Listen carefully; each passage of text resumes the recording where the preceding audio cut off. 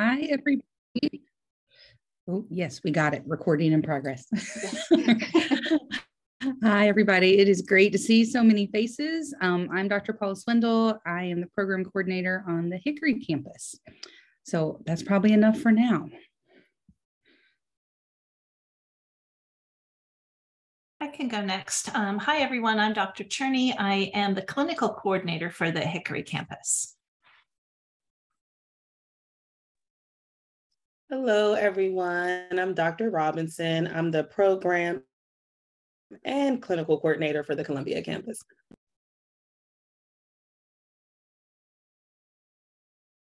And I'm Dr. Jordan, Dr. J, and I am the program coordinator for the Asheville campus. So excited to be here with y'all.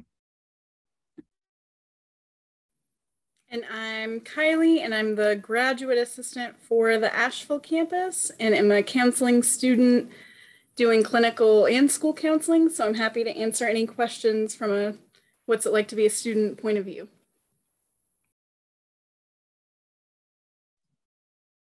All right, thanks, y'all. So this is very informal. I'm going to run the chat box on the side. If y'all want to ask a question that way, then please do, and I'll answer that. But then also as faculty are answering questions, they'll also kind of look at the chat box too and see more questions that are coming in. But what I usually do at this point is just kind of hand it over. I'll start with Dr. J, just because she and I have done so many of these sessions before. And really what we just start talking with are basically the difference between the three campuses. The curriculum, of course, is the same throughout, but just so that y'all can get a feel for that. I don't know if we have anyone here today for the Columbia campus, but when Dr. Robinson speaks about that, we can also just in case y'all are kind of wondering how that works, since it's South Carolina licensure rather than North Carolina for that too. But really you can just jump in with questions at any point. You can unmute your microphone and just start asking questions if you want to. And if you'll have anything right now that's really pressing, I would encourage y'all just to go ahead and shout on out right at the moment. Otherwise, I'm just going to let Dr. J just start doing her thing. So she's got this wonderful welcoming way of just kind of going over the whole broad view of the program, but we can also get right into the real details of the practicum, internships, and everything else that y'all want to talk about too. So, okay. So any questions before we hand it over?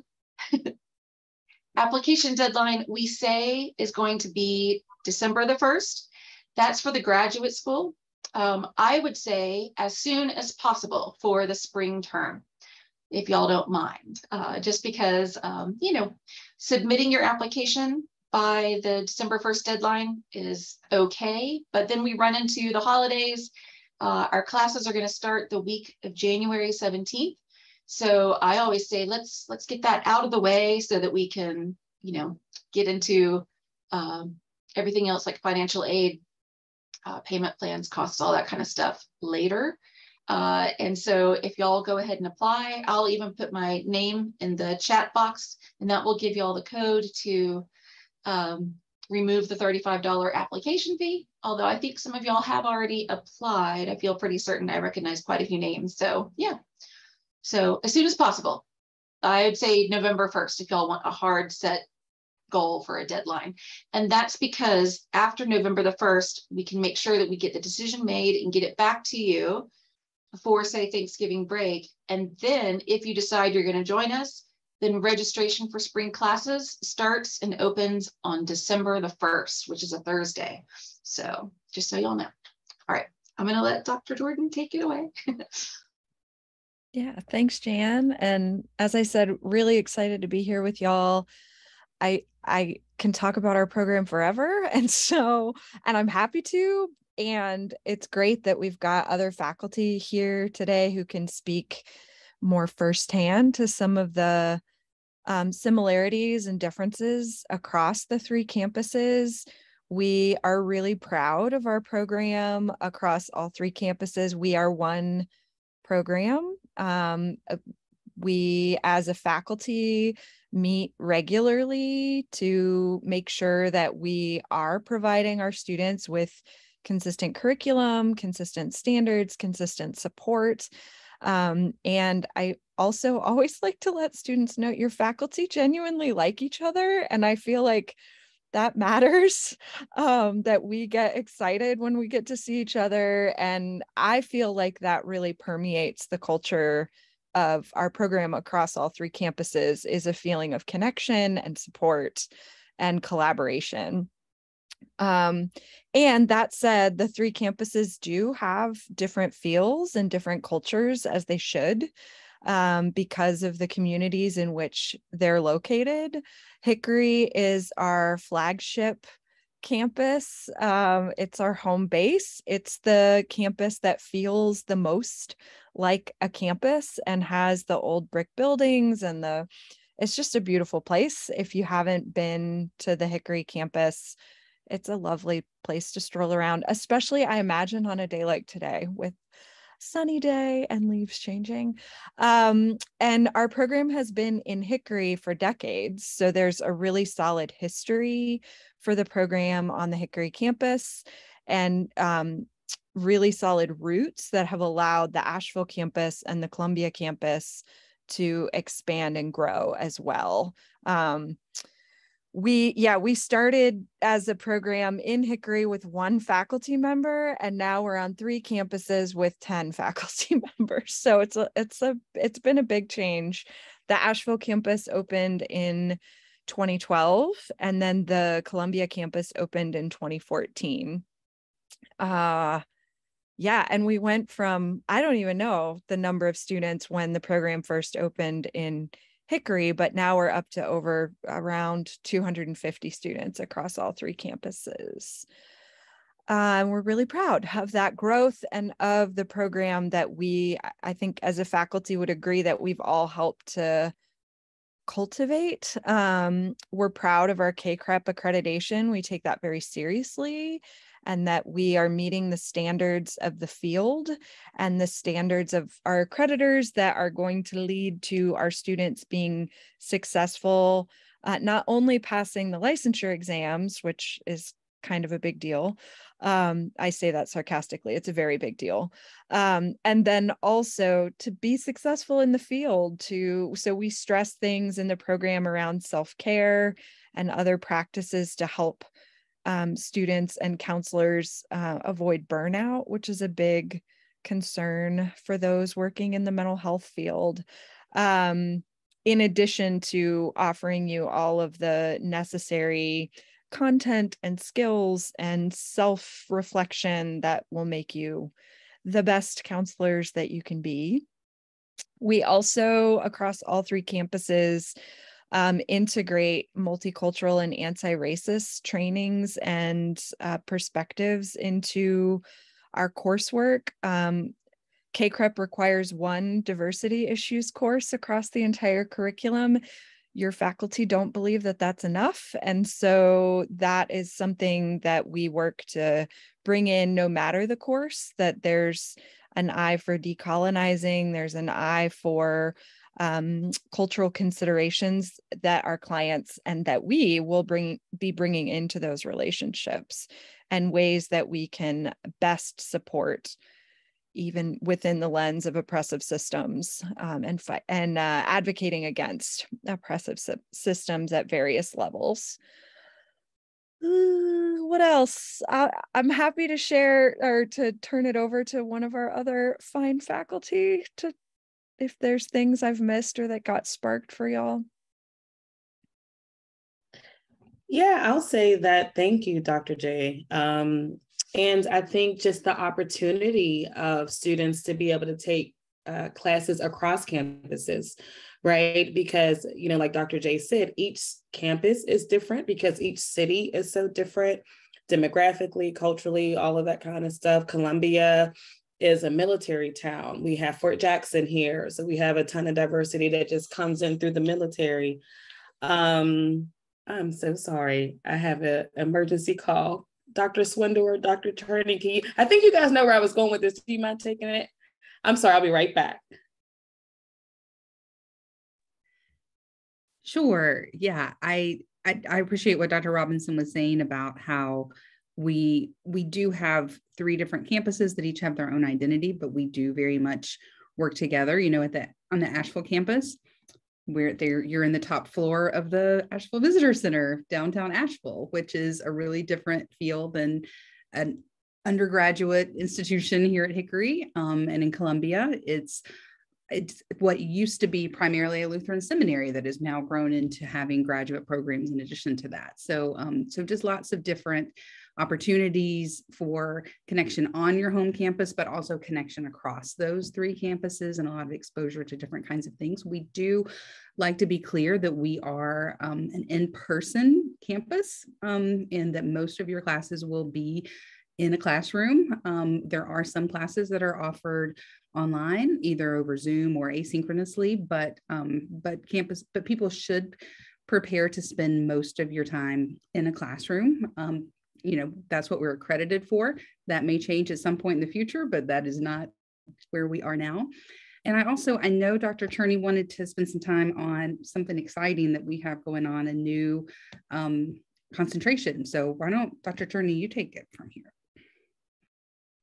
Sure. So this might be jumping the gun just a little bit, because this is something you would look at towards the middle and end of your time in our program.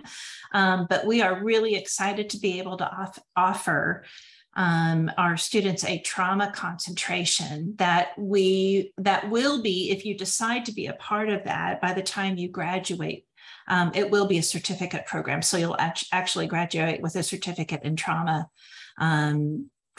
treatment. And so I coordinate that program, and I wanted to just take a few moments to talk to you about that. We're really, really excited about it, because this is going to give you the opportunity to take a pretty deep dive into the world of trauma treatment, including the neurobiology behind trauma presentations and different ways to address that with different clients. So the concentration as it stands now is 4 classes, the first 3 of which are housed in our program. All of those classes are virtual classes so that they're accessible to anybody from any campus. And each of the first 3 classes is offered once per semester. So the first class is a Foundations of Trauma class, and that's offered in the fall. And then the second class is the Effects of Childhood Trauma Across the Lifespan, and that is offered in the spring semester. And the third class in that concentration is an Advanced Trauma Interventions class, which is offered in the summer. There is a 4th class that you would be required to take, which at this point is one of the narrative medicine classes that are offered on the Asheville campus in the narrative medicine writing program.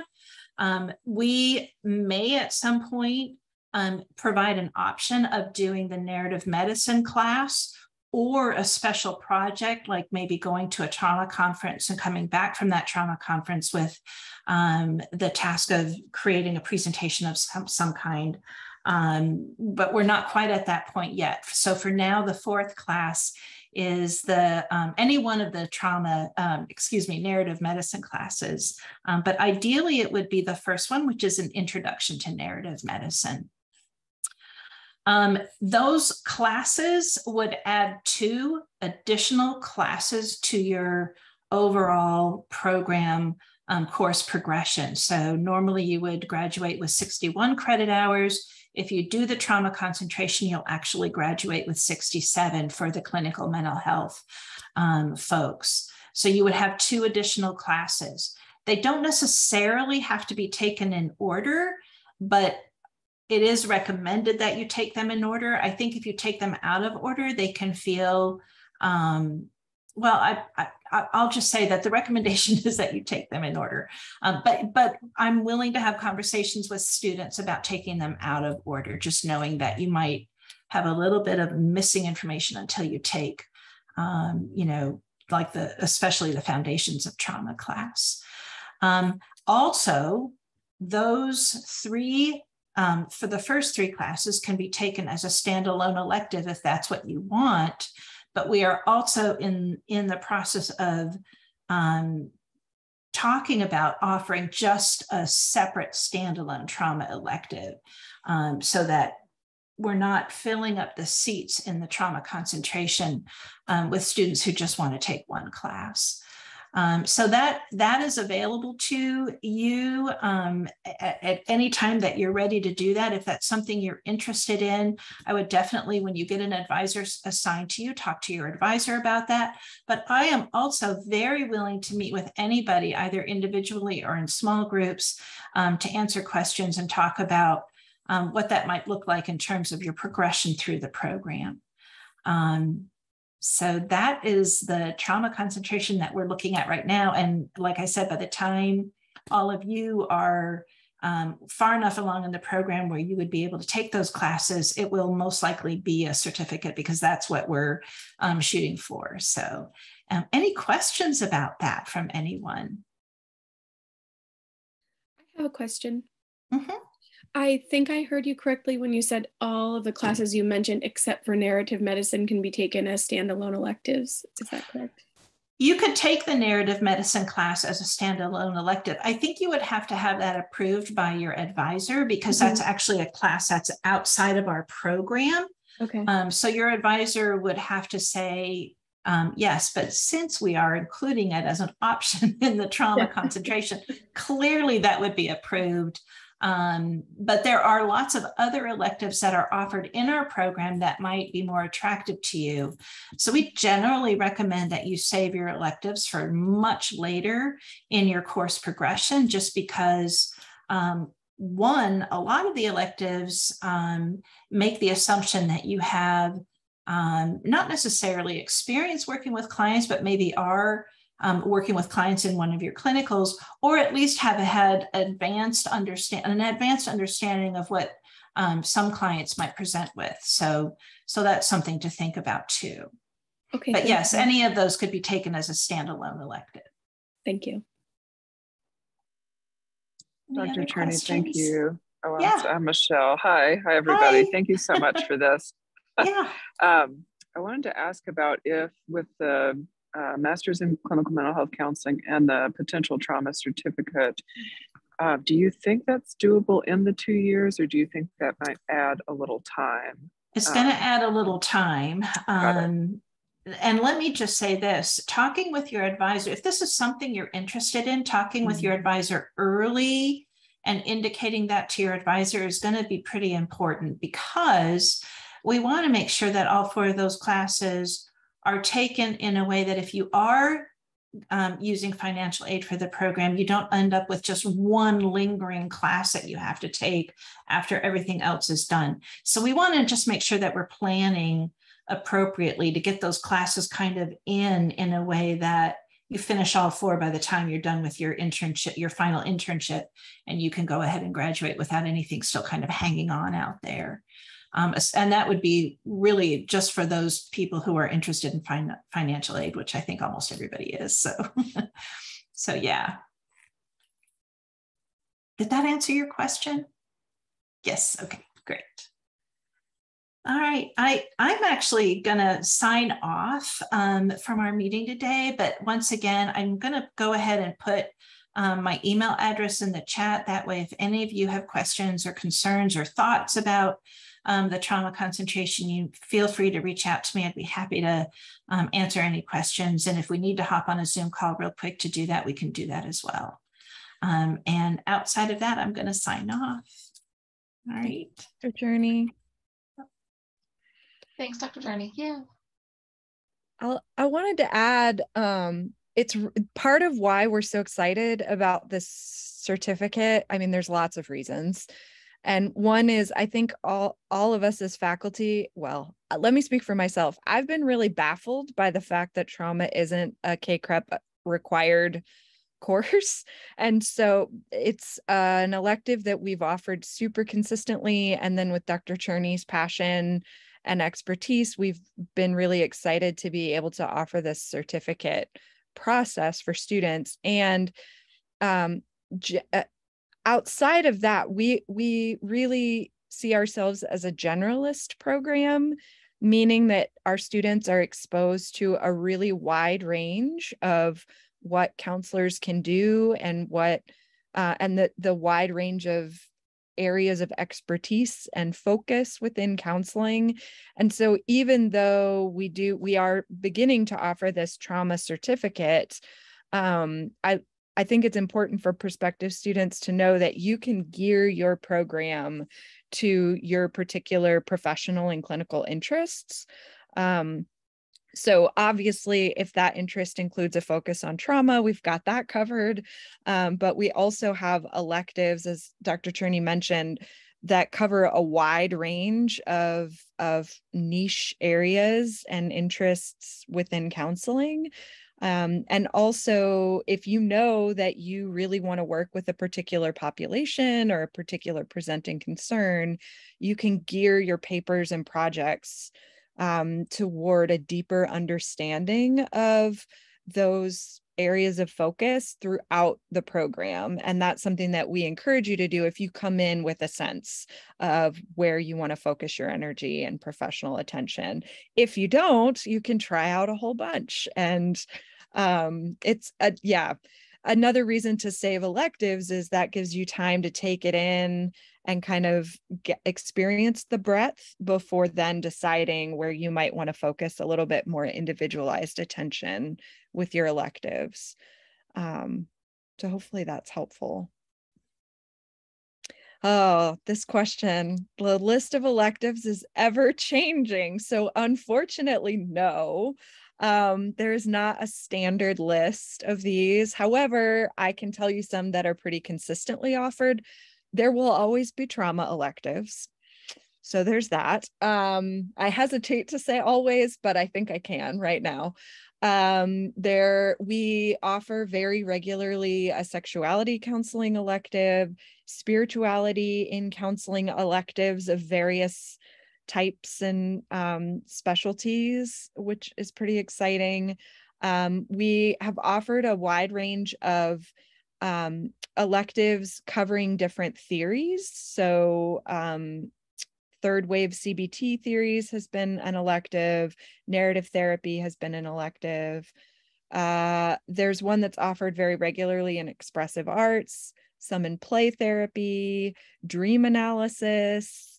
I feel like I'm missing some biggies. Working with children and adolescents is an elective. Somatic work, yeah, we've had one in the past around, it was like a combo somatic and mindfulness that a local practitioner in Asheville facilitated. So yeah, there's some of that. Oh, electives and courses that focus on LGBTQ+. I would say that's sort of integrated into the coursework as part of that multicultural focus of just being aware of different intersections of identity and layers of privilege and oppression that our clients and we can experience. And certainly the sexuality elective would take LGBTQ+ in sort of a deeper dive in some of the topics covered in that class. So talk about it quite a bit in the spirituality, and especially I have elective on religious harm. So there's quite a bit of discussion in that, but I would agree, yes, that it's across the continuum. And I think we would also, if there was enough interest, be open to taking suggestions for electives. Absolutely. Every year our chair sends out a survey for students who are eligible to start electives that academic year. And then we just got the data for this coming year, and to see what students are interested in taking, where we offer some suggestions of things that we imagine folks might want to take or that are on our radar as maybe needing to be offered. And then students can also request some electives of interest to them. So clinical mental health track students are required to take 2. And I always say you can take as many as you want. And I suppose that's still accurate, but financial aid will not just cover just an ongoing slew of delicious electives. They say if it's not necessary for your program, they will not cover it. So 2. And things like our trauma certificate and some of these other electives, we're also trying to figure out ways to offer them to alums for continuing education credit as sort of non-degree seeking additional training. So we're also always, well, since COVID isn't as intense as it was, we're getting back into thinking through ways to offer workshops and continuing education and trainings that are like full day or half day trainings on these same topics for students who aren't able to take all of the electives that they would ideally want to take, and for alums and community members who might also benefit from the additional trainings. So that's also in the works if you don't get to take them all. Yeah, I would just offer as well that on the Hickory campus, we are the host for a local organization called CVAC, which is the Catawba Valley Association of Counselors and Therapists. And there's a similar organization in Asheville, and Columbia tends to join us here in Hickory.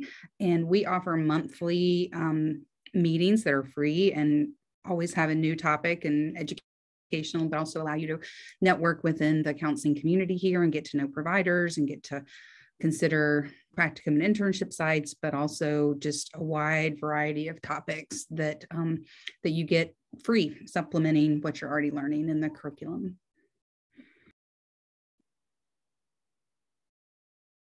Oh. Other questions? I have another question. I see somebody just typed one in. Sorry, it's easier to jump in. Is about the 3 starting classes that are required in spring semester. And I imagine you all have figured this out, but if I or whomever starts in January, are those offered in the spring semester? So I think what I'm hearing is the question about the candidacy classes are 3. Yes. Yeah. So in fact, you cannot take all 3 candidacy classes within the same semester. That's normal. Theories and ethics, which are 2 of the 3, those are prerequisites for techniques, which is the 3rd. And so for students, for those starting in January, you'd take theories, ethics, and a 3rd class of your choosing or of our advising. In the spring, then you'd take if you want a 3rd class, you don't have to take a 3rd class. Correct. Thank you, Dr. Swindle. Correct. If you would like a 3rd. And then you'd take 2 in the summer, and then in the fall, you'd take techniques alongside others. And at the end of techniques is when you apply for candidacy at that point. So that's how those 3 fall. As far as in your plan. And there are plenty of classes to fill in the gaps if you want to go full time and take 3 in fall and spring and 2 in summer, or just to fill in the gaps for 2 each semester. I saw James's question too about the time frame. So students typically complete the program in 8 to 10 semesters, which winds up being 2.5 to 3.5 years. If you're going full time, which is 3 classes fall and spring and 2 in every summer, that is 8 semesters, which is about 2.5 years. If you're doing what most of our students do, especially students who work full time or have other life commitments outside of school that take up a lot of time and energy, those students would go what federal loans calls full time, but we call part time, which is 2 per semester. That takes 10 semesters, which is about 3.5 years. However, subtext of James's question could be, do you have to do it in 10 semesters? The answer is no. You can take as long as you need to. We have a student in Asheville right now who started with 1 at a time, and which theoretically would take 7 years if they stuck that way, but they've added a couple 2 course semesters here and there. So that's fine for y'all to do it at your pace. That is one of the perks of our program, I would say, is that you can tweak your plan of study to best meet your needs. To take a summer off tends to not be a very big deal for our students to then just be able to jump back in as long as you're in conversations with your academic advisor. Because we're not cohort based, it's a pretty easy flow to get back into. Let's see. Lots of good questions. I have to run, everyone. I'm sorry, Dr. J, but I just put my email address in the chat. And so great meeting you all. And if you have any questions, please do not hesitate to send me an email. But you guys have a great day. Thanks, Dr. Robinson. Good to see you. Bye. Great questions in here about the school counseling add-on. So, for our school counseling add-on, what it is students who are clinical mental health counseling focused, but want to also complete the educational requirements for licensure as a school counselor in North Carolina. This is just at our Asheville and Hickory campuses. They can do the school counseling add-on, which is a net add of 4 courses.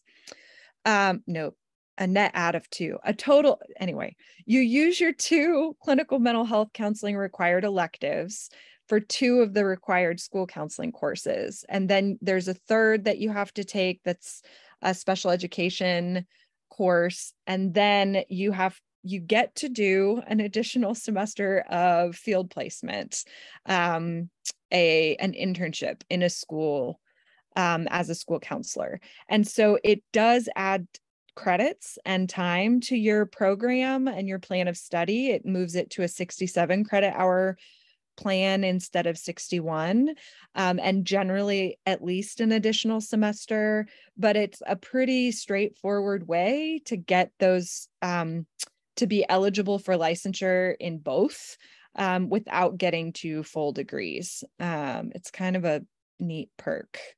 And it can go both ways. You could also do school counseling as your primary track, where you add on the clinical mental health counseling specialty courses for 68 credit hours total. And the electives are covered by the school counseling class, so you don't get the additional clinical mental health electives unless you sneak them in and stay longer. Transferring credits, that would be a one-on-one conversation, I would say, between you and Jan and the program coordinator at the campus that you're applying for. I'm happy to chat with folks no matter your campus about that, but I imagine Dr. Swindle and Dr. Robinson would also be happy to. Candidacy. Yes, I can talk about candidacy. Candidacy is a unique quirk about our program here at Lenoir-Rhyne that when I first started here, I thought, what the heck is this? And why on earth do we do it this way?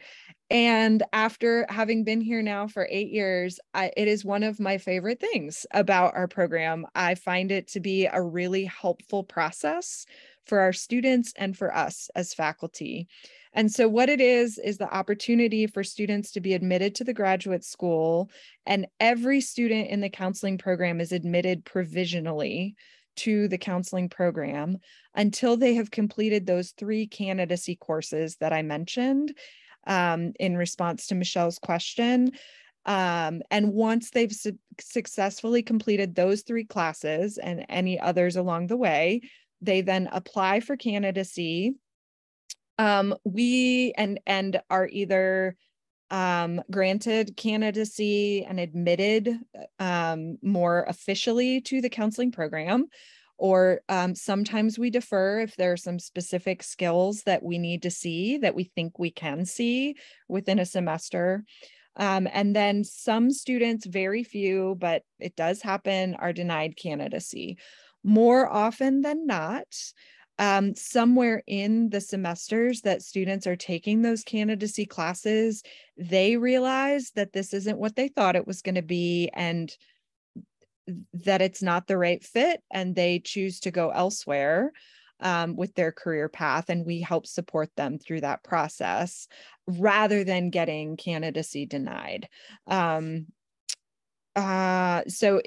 we see it as sort of a kind of assessing fit, where y'all get the opportunity to make sure you know what you're signing up for and it is what you thought it was going to be before you invest gobs of time and money into the program.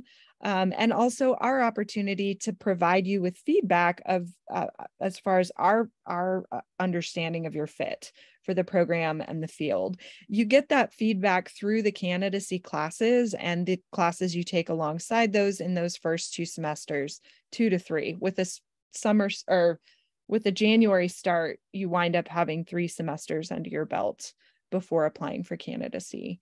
It's not meant to, as a weed out process, it's not meant to scare students. We don't have limits to how many we can admit to candidacy. We hope that everyone who's admitted to the grad school as provisional admits to the counseling program will make it through the candidacy process. And sometimes it isn't a great fit. And we like for all of us to know that sooner rather than later. Let's see what else. Typical Paige, what a great and complicated question. It depends is the classic Dr. J answer to any question, but especially that one. It depends on the class.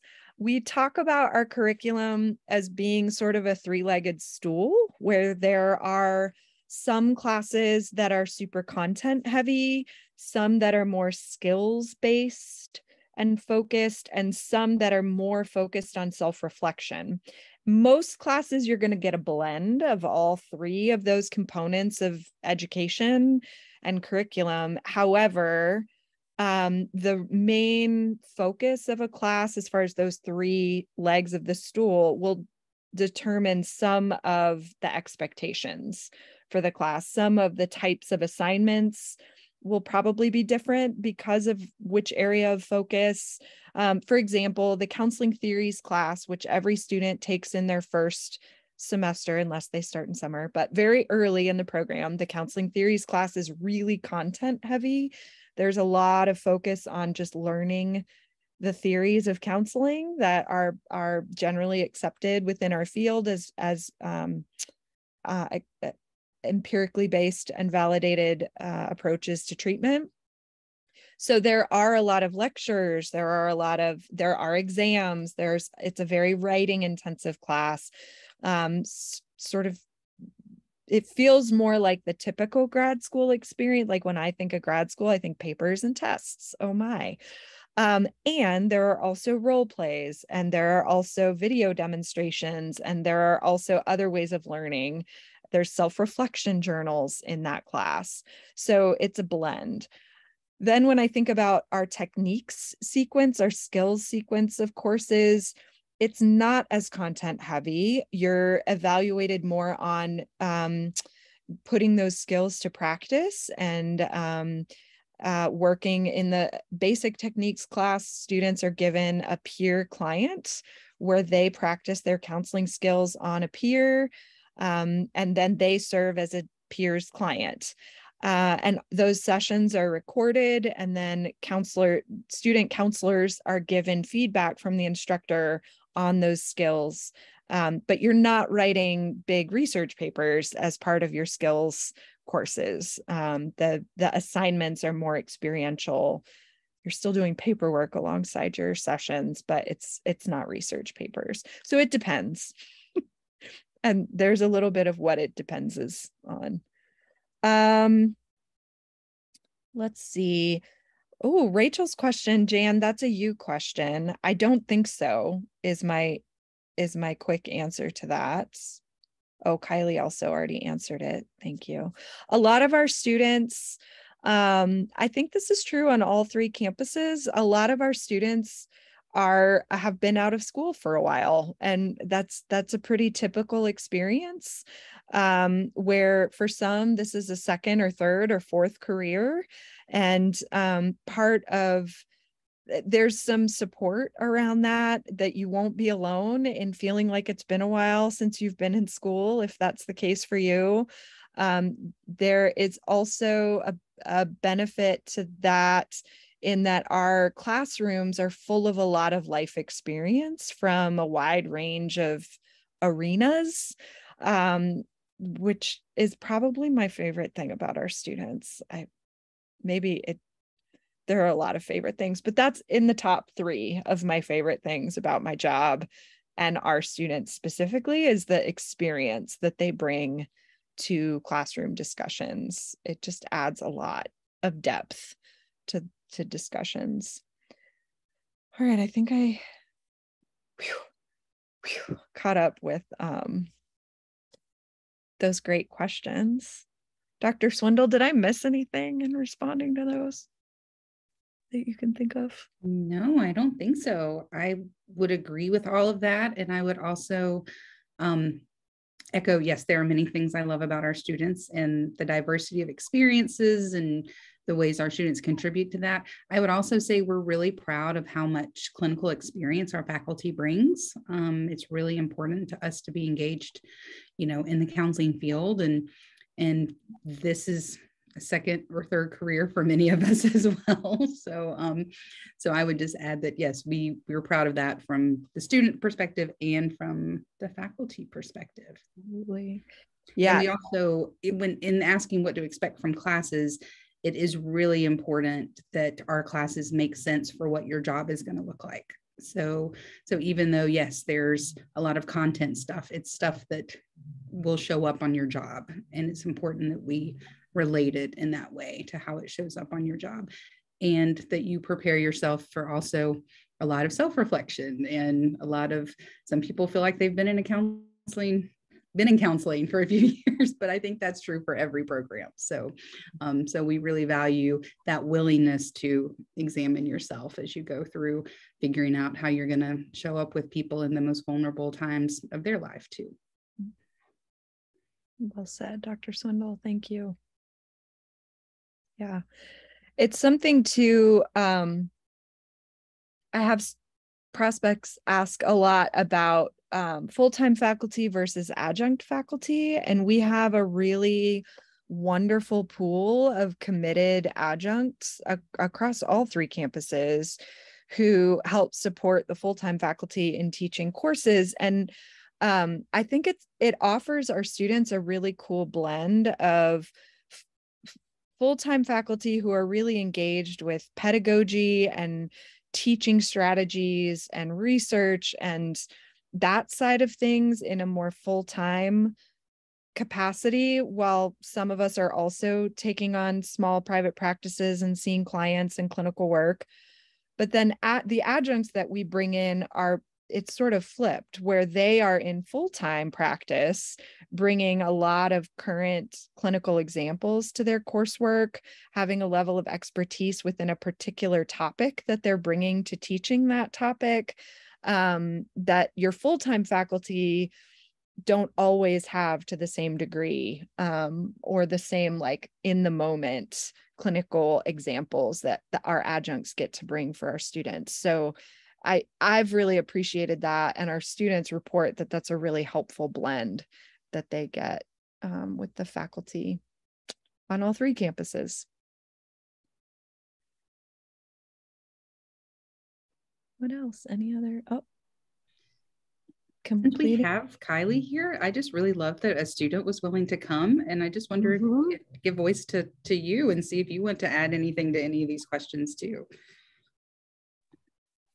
I mean, everything has been answered as comprehensively as I could imagine. But I am happy to also answer any questions that are what's it like type questions, or, they pay Dr. J to say nice things. So I mean, technically they pay you too. You're our GA, but it's true.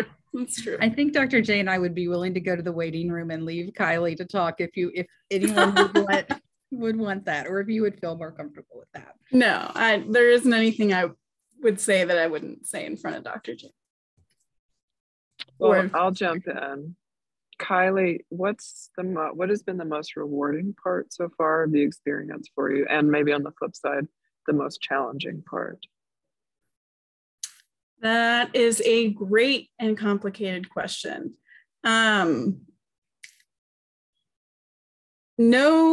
doubt the most rewarding part is the community. So we have this nice blend of not being a cohort, so I can work at my own pace and am not stuck with the same exact 12 people for all of eternity. And we're still a tight-knit enough of a community that these are my people and I see them a lot. And these are friendships that are gonna exist post-grad school. And so that's definitely been the most rewarding piece. I would say the most challenging is probably just kind of wrapping my head around the whole counseling world, that, you know, it's when you're not a part of it, what you don't know, you don't know. So just not realizing, you know, what test am I going to have to take to get what license and how many hours of supervision, and I have to pay for that, you know, like all those kinds of like, oh, there's stuff on top of these classes. There's stuff and stuff, you know, so that's been probably the biggest challenge. And theories class.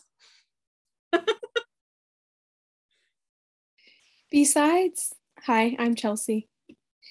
Besides this work that you're doing for the school, are you working at all? And if so, what's that like? Great question. So I am working in multiple capacities.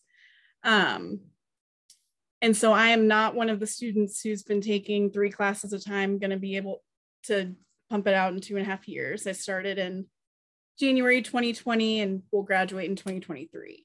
So not taking forever, but not the fastest route because I'm working. So I work as a graduate assistant for Lenoir-Rhyne, and that pays for not all, but a good chunk of my tuition, but doesn't pay my rent or meals. So I also work at a therapeutic boarding school for teenage boys in recovery. And then I'm in my internship semester. So I also get to spend lots of time counseling and doing what I'm looking forward to keeping doing. So yes, I'm very busy and still really appreciative of the opportunity to be in grad school at the same time. Thank you. I would say most of our students work, and many are working full-time and taking 1 or 2 classes on top of that. We don't recommend more than 2 if you're working full-time, but I can only think of 1 student in our whole program right now that I know is not working another job. Thank you. We did have another question in the chat. So Paige had asked, what about typical job opportunities, and is it typically only counseling? So school counseling, I'm clinical mental health background. I always forget about school. So I'm going to start there. I don't forget about school, but it's just not where my mind goes to first. So obviously our school counseling program is intended to prepare you to work in an elementary, middle, or high school. So that's pretty straightforward. Our clinical mental health program, the focus is preparing you for counseling positions in a wide variety of settings. A lot of our students go on to work in agencies or private practice or hospital settings. It's certainly not limited to counseling. I feel like the skills you're learning here are skills that can apply in a wide variety of settings. You take a career counseling class, so some of our students go on to work in university settings and career counseling, and also spend a lot of time thinking about their career decisions while they're taking that career counseling class. So I think a lot of the skills you'll learn would be transferable to other professions. And I would also say that we do have a pretty specific focus in preparing you to be a counselor. If there are other interests within like the mental health field, I think it could help prepare you for that. We also in this part of the university have a master's of human services. And so if you know you're more interested in administration or that type of thing and not so much a clinical focus, there are other programs that would be more geared to that. So I don't know, Dr. J, what are your thoughts on other career possibilities? I think it's such a good question, and it's a tricky one because the vast majority of our students are coming into the program with the plan, like the whole hope and goal is to be licensed as an LCMHC or an LPC. And we've had certainly more than a handful of students go through the program, love every minute, and then say, I don't think I actually want to get licensed. This has been a wonderful experience. I can see how it's going to benefit me in all of these personal areas, not to mention clarifying some of my career goals, and then they go a different route. I'm thinking of one in particular who kind of apologetically at her exit interview was like, I think I'm going to be a writer.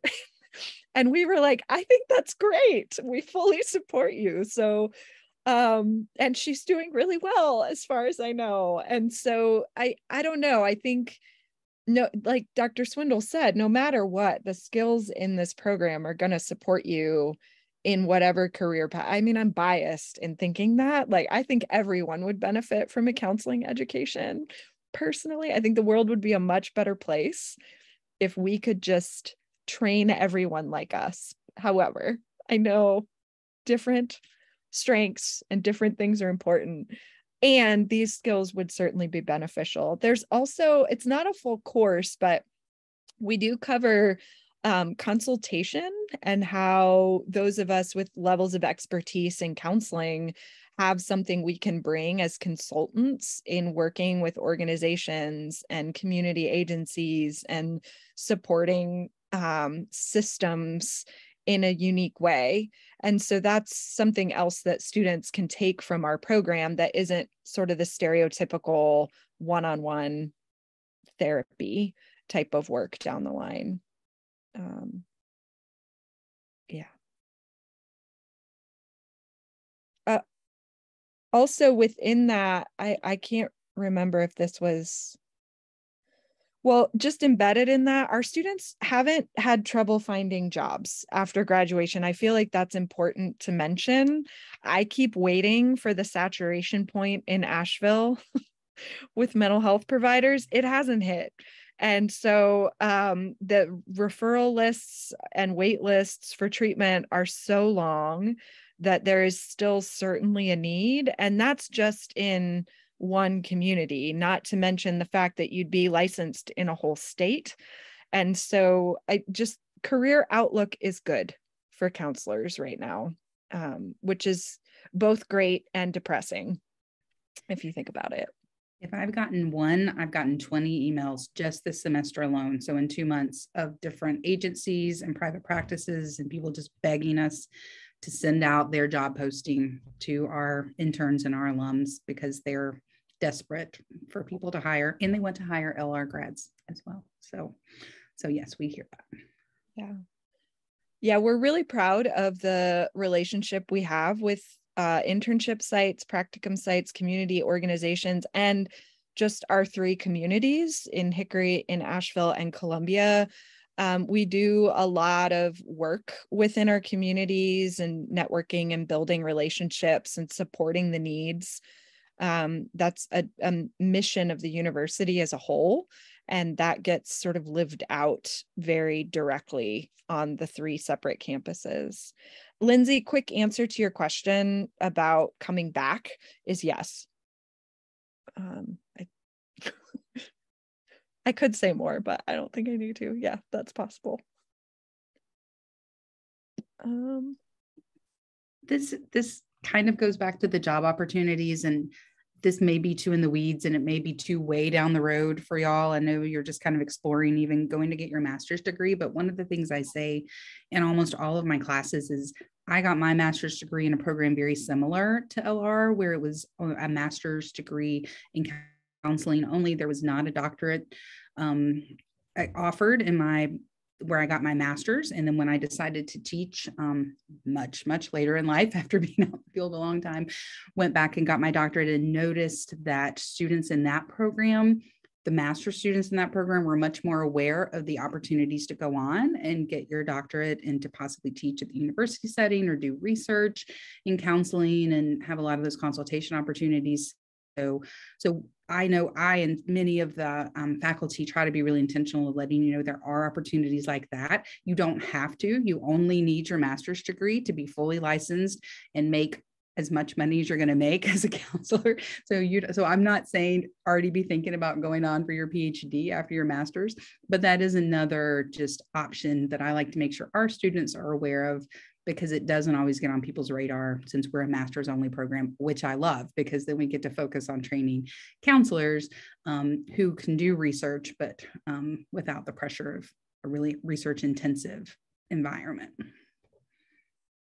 But we're happy to talk about that career option as well if you did decide to go on and further your education after your master's degree. Yeah. It's always fun when I get to have that conversation, because I mean, you've got 10 faculty who all chose that route in one way or another. And we don't get to talk about it that much. So if that's part of your vision, know that we're all eager to chat about that. The question about license transferring across state, no, is the quick answer to that. Counseling licensure is a state-by-state process. And I know Dr. Gray, one of our Hickory faculty, would talk about how he maintains, I think, South Carolina and North Carolina licensure. I know other faculty who keep, and clinicians who keep licensures active in multiple states because of telehealth and being able to, as of right now, in order to see a client via telehealth, they have to be located in the state where you hold licensure. That is changing with the counseling compact that North Carolina is a part of, that's saying they will view licensure reciprocity across specific states who've signed into this compact for telehealth. And there's been calls in the profession, for my entire experience in the profession, for some additional consistency and reciprocity across states to make license transferability easier. So I know as a profession, we're moving in that direction. And I will also say, once you're fully licensed in one state, it tends to be easier to transfer it into other states than to try halfway through getting your hours for licensure. That's really tricky. And even then, if you have interest in being licensed in another state outside of North Carolina or South Carolina, sometimes there are specific trainings or courses that their licensure boards require that we don't. Like, I know Florida requires a class in sexuality counseling, which is a big reason alongside our interests in it, but it's a reason we offer it as an elective, is for our students who want to seek licensure in Florida to know that they can take it as part of their 61 credits and then be good to go. So we just encourage students to keep an eye on the licensure requirements of any state where they're interested in practicing after graduation. And we help somewhat with that process in talking through it and helping you know where to look and what some of the licensure details mean. But I am not an expert on what every state requires, and but I can help you find out.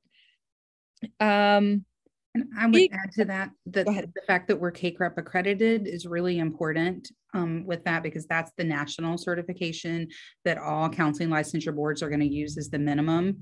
There may, as Dr. J said, be additional things, just little tweaks with every state having their own little things, but being a graduate of a CACREP accredited program is going to give you a good foundation for most states for whatever process they have. But it does have to be an individual process right now with each additional state until we get that compact through. Yep. Yeah. I know, for example, Texas also, they require a human trafficking class, which I think is a really sad and important requirement, especially for folks practicing in Texas. The question about internships, yes, we do. We have a list of approved sites that's ever changing and based primarily on campus, that each campus has some solid relationships with local sites. We're always wanting to add to that list. And so we help students by connecting you with that list, with some ideas of places that have been great fits for students in the past. and an application process that we help support you with through our clinical coordinators. They help. It's not a matching process. You submit like your top 3 choices to your clinical coordinator, who would then either say, yes, this is a good one to reach out to, or no, I know they're full, or no, we're not currently sending folks there for whatever reason, or hey, I haven't heard of this one. Let me reach out first and make sure they meet our criteria. But hey, great idea. Let's try to connect. So, and then the students go through whatever application process each individual site requires. And there's a wide range of what that can look like. Some, like the VA here in Asheville, has a very standardized application procedure, whereas others, like some of the group practices or community agencies, it's more of a conversation. And like, yep, this feels right. And then that's that. They come up with an agreement. So rather than us doing that part for you, we help facilitate the connections, and then y'all take it from there, which also gives you experience interviewing and having a sense of what that's going to feel like when you're actually applying for jobs at maybe some of these same agencies after graduation. So for our school people, yes. you are placed. We have a placement coordinator that does that. And again, school is only offered on the Asheville and Hickory campus, but you let that placement coordinator know the district. And if you have a preference within that, you can certainly say that. But because school systems are all working with lots of different programs and lots of different schools, they usually have someone in their central office that is trying to coordinate that. And so their placement coordinator will work with our placement coordinator, and you do get placed if you're a school counselor, if you're on the school counseling track. But we work with all the different districts in the state. Yeah. Or if you're a school counseling add-on and for your internship in a school, you'd be placed, which Kylie can speak to. Or just keep nodding because that works too. Yes. So as a clinical focus, I had the opportunity in my practicum to apply and interview in a couple of places and then end up, in a community health setting. And then this semester for my first internship, which is I'm doing for my school counseling add-on, I got to voice my interests, if there were certain things I was hoping to get to experience in my school counseling internship, but in the end, that placement is done for me. And I didn't, have to go and contact schools myself for that.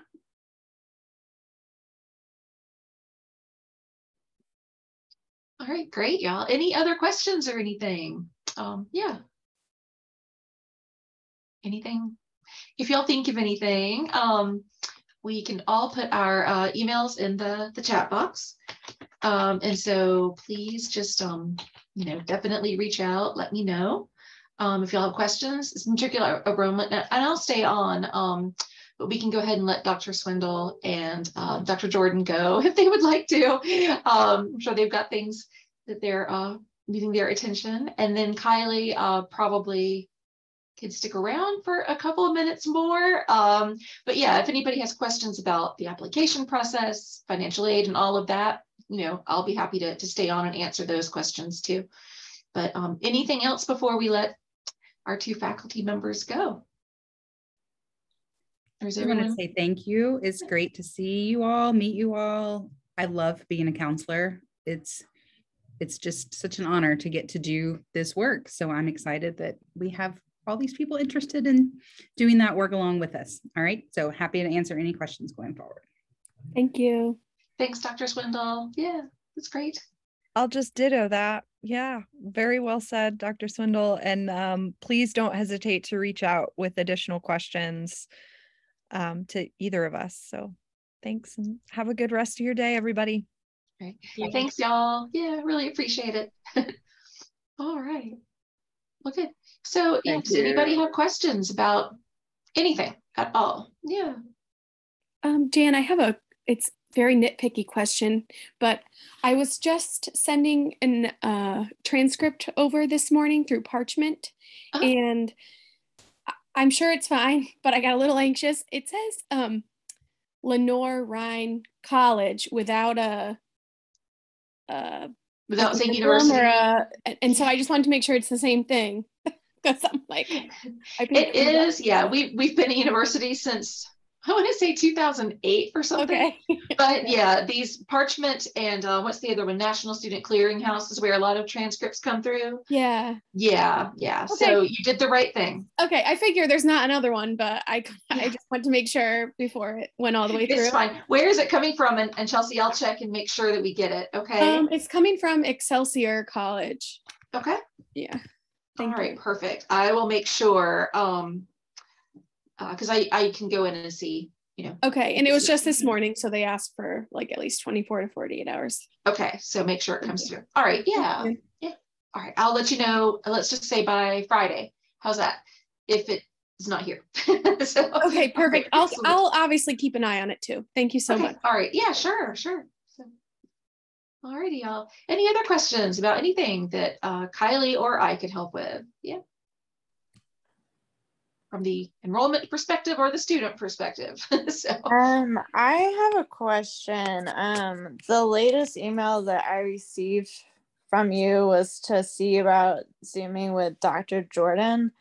Yeah. Do we still need to set that up, or is this sufficient enough? We definitely do. Okay.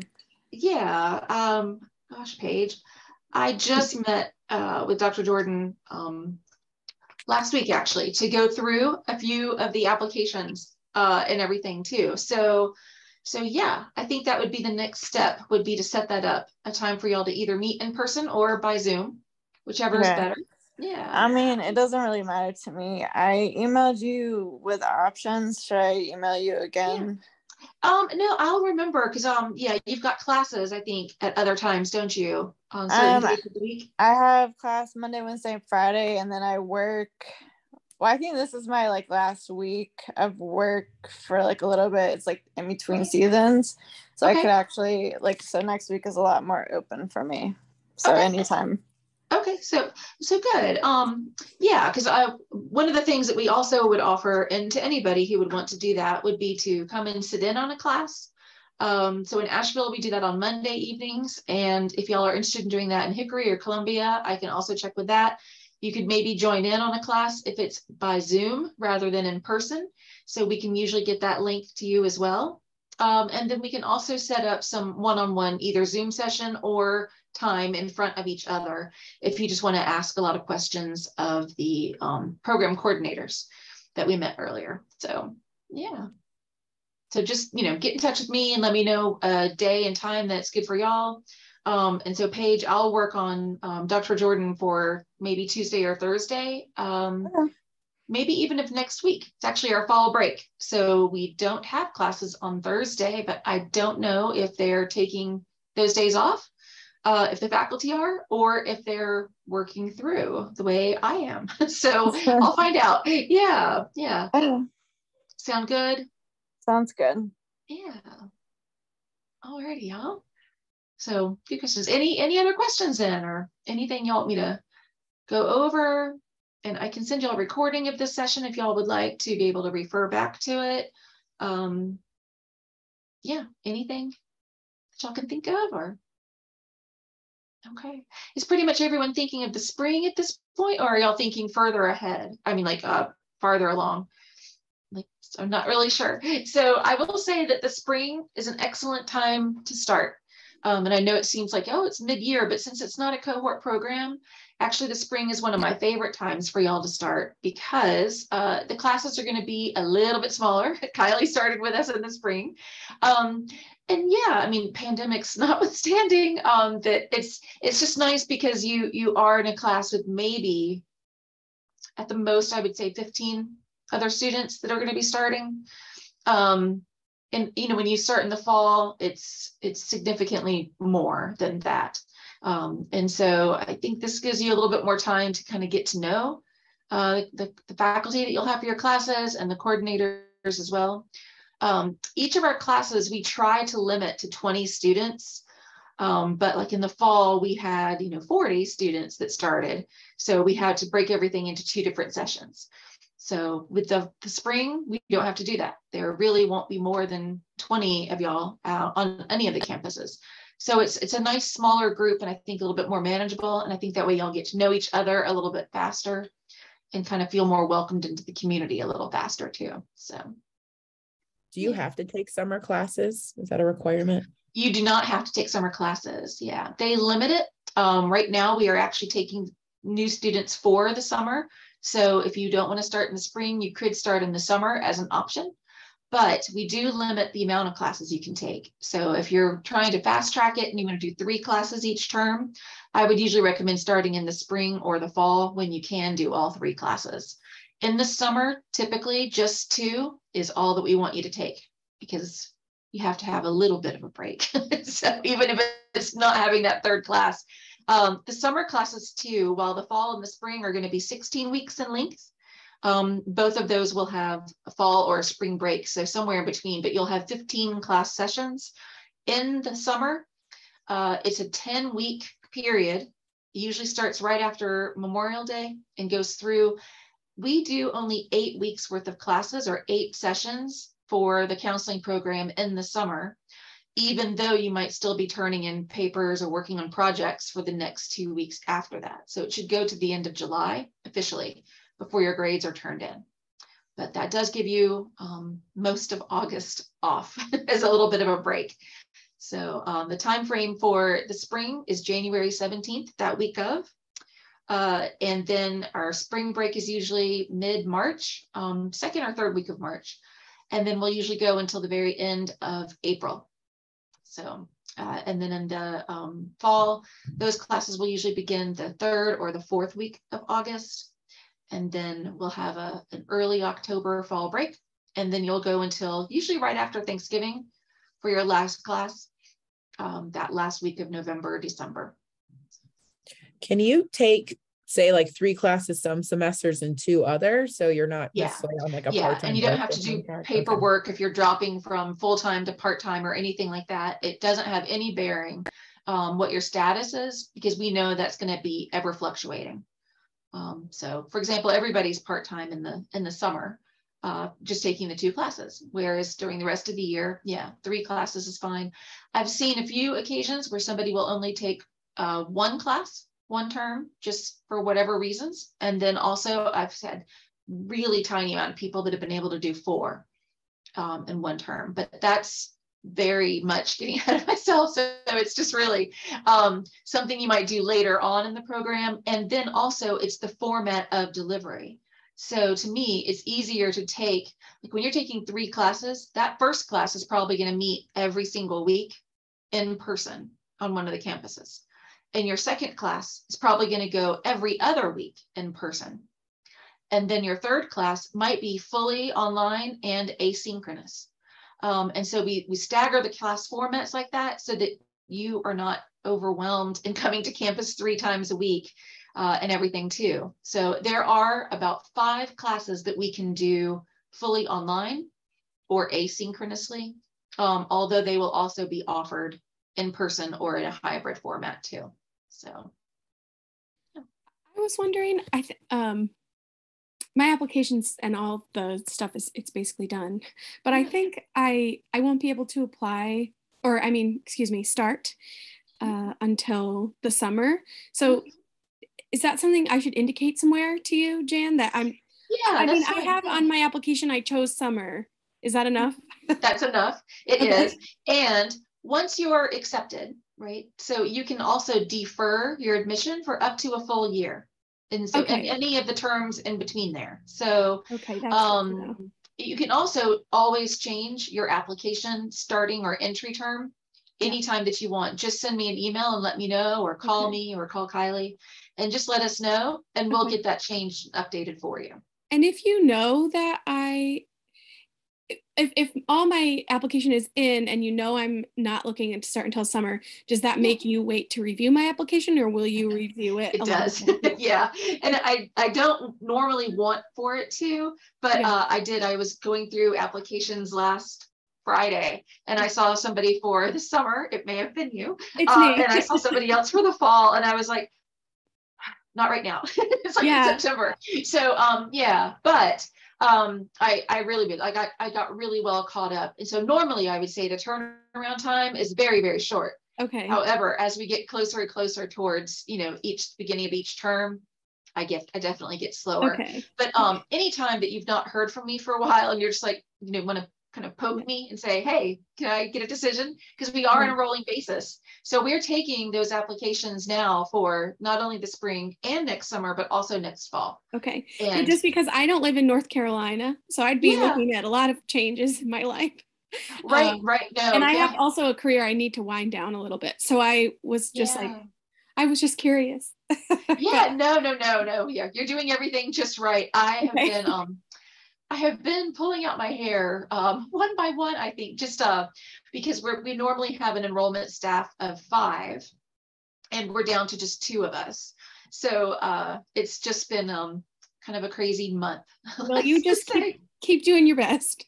Okay, for sure I will. And we really do. We've got interviews set up for this week and next week. So I'm sure that I'll start to get the extra help that we so desperately need. So I can get back to what I enjoy most, which is reviewing applications. It's my favorite part of the job, honestly, besides like getting to meet y'all.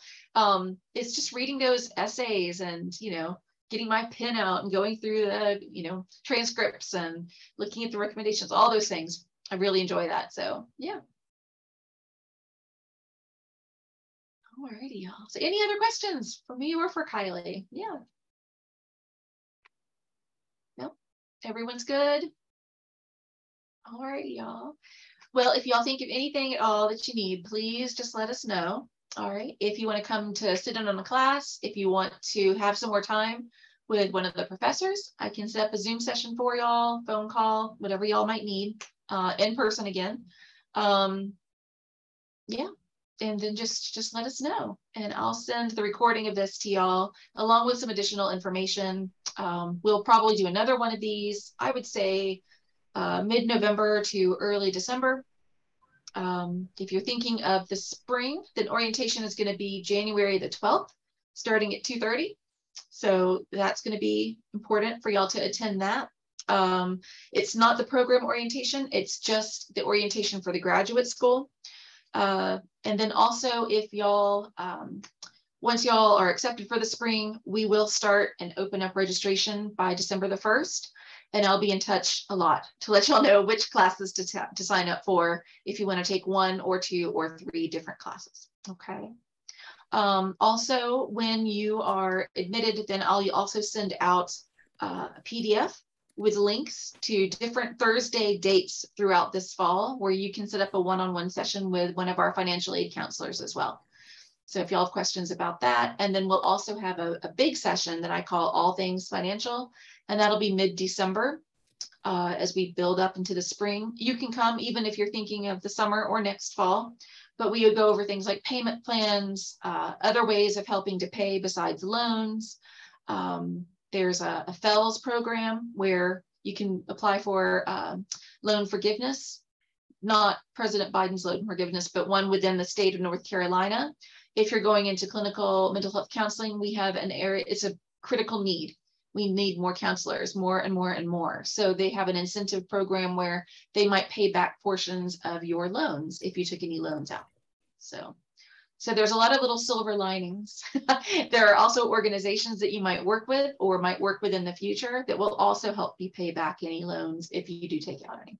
So it's not as horrible as it might first seem.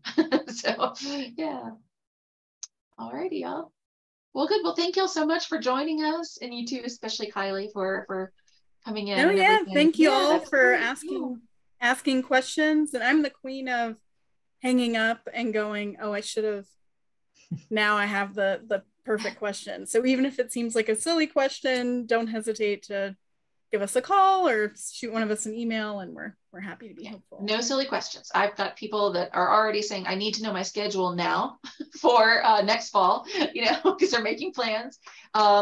questions about moving to the Asheville area, questions about people that we're in partnerships with. So if you're looking for a job and you want to work for an organization in the Asheville or Hickory area that is more counseling related, let me know and I will tell you. The best ice cream in town, whatever you want to know. Yeah, exactly. Where's the best ice cream? Yeah, exactly. So yeah. Hey, thank you so much. Absolutely, y'all. Yeah. And thank you, Kylie. Looking forward to me working with y'all. Yeah, y'all have a good afternoon. Bye-bye.